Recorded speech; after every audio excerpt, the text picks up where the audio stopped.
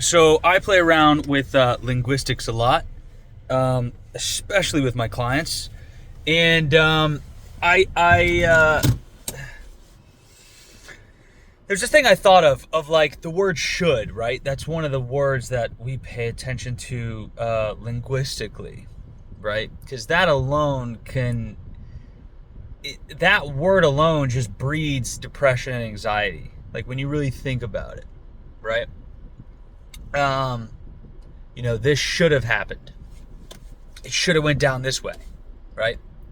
It should go this way, right? So there's like because depression and anxiety are just diseases of timelines. So depression is a disease of the timeline of the past. Anxiety is a disease of the timeline of the future, right? So disease, right, when there's a lack of it, is ease. That's what's present, aka no depression, no anxiety. Okay. Related to those timelines, right? Because you can have depression, or you can just have anxiety, or you can have both, right? So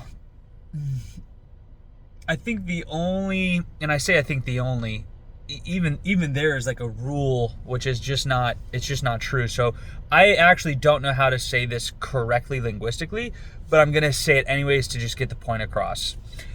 I think the only time that you can use the word should correctly is if you always use it. So when life is bad, you go, this should be happening. When life is good, this should be happening. You're always just in a constant state of should, right?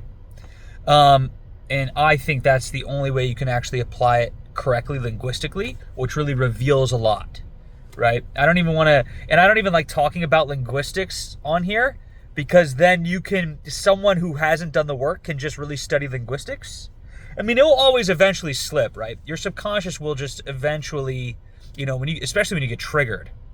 But that's why I kind of don't like, I try not to practice things that I can intellectualize that will override me actually doing the work, if that makes sense. But yeah, that's the video. I think that's the only time you can actually correctly use the word should linguistically.